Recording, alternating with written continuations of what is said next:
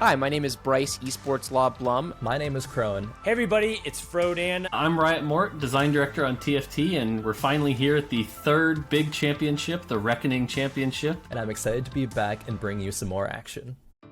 Right now, there's a wide diversity of talent across every region in TFT, and there's only so many spots, and so that skill gap can be really, really tight. I think that there's no real weak players that are coming to the World Championship, and Japan's no exception. They play on the Korean server. Korea is considered one of the major regions where competition is elite, and so if you're able to excel in that environment, you're a top tier level player in my opinion. North America has kind of become the central hub, and that's where so much really high quality TFT is being played in the lead up to the World Championship. EU has been one of the regions that just has a ton of great players. We see this every year. Like, you look at their top 16, and you're like, all 16 of these players are great. I think the Korean qualifiers are overall really good, and Korea, obviously, as a region last year, was super strong and had the ultimate winners, so I expect them to be really good. And overall, it's been really exciting to see China really take production to the next level. And China is always the wild card because their meta is so different. I'm really impressed with the Chinese meta. It's so different from the way that the West likes to play, so I'm so curious to see how the clash of styles are going to meet.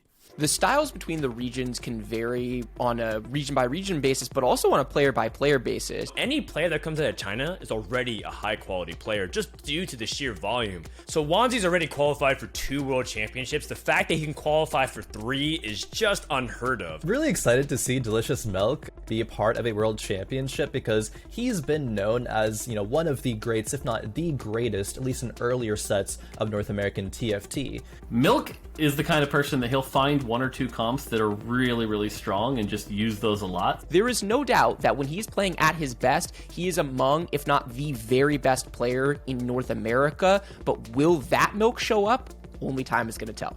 Spencer got in on that crazy 5-turn egg, barely made it in by a tiebreaker. Spencer's speed could prove the decisive advantage. He is capable of processing information so quickly that when he rolls, you almost can't see what's on the screen. Qualifying for World Championships, he is certainly putting his name into this conversation as one to stay. From North America, obviously, Robbins is coming in hot with that 1-1-1 lag 1-1 performance that he had.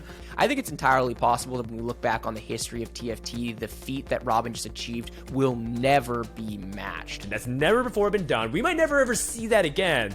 And so if the question becomes, can a player like Robin Songs be able to put on a performance to win the World Championship, I think the results speak for themselves. For OCE, it's interesting. They only get 1 representative, and Esha has been around the scene for a long time. Bit of a memer. Most people know Esha for some of his dances or his crazy cosplays that he does on stream to entertain the fans.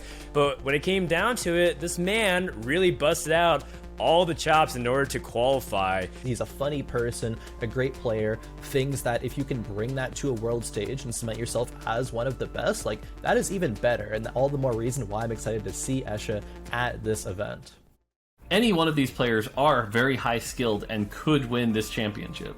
Honestly, all of these players are going to be such similar skill levels that if some players just have a bit better luck on the day, that might be the difference. When it comes to the World Championship, you have to be able to adapt your playstyle, both to how the lobby is, but also to what the point standings and the checkmate format lends itself to. There are so many moving parts to a set of TFT that early on in a set, it's going to be imbalanced. It's almost impossible to get it right early on. But by the time the regional championships roll around and Riot has had a good opportunity to observe what are kind of outliers in terms of their relative strength to the rest of the pool of units, they pull it all back and it really rewards more flexible play. And the reality is, no matter how good we are as developers, the players out there very quickly understand the game better than we do, and so it takes a bit of iteration to get it to that finalized perfect state, and that's really fun to watch because, again, it's sort of like what you always envisioned when you first started building the set coming to a head of the final product. It's getting better and better every single time, and I do firmly believe that the Set 5 championships will be the best TFT that we've ever seen. The bar just keeps getting raised and raised. With all the different play styles and with all the different regions, this is going to be some of the highest level competition of TFT, and I can't wait to see what happens.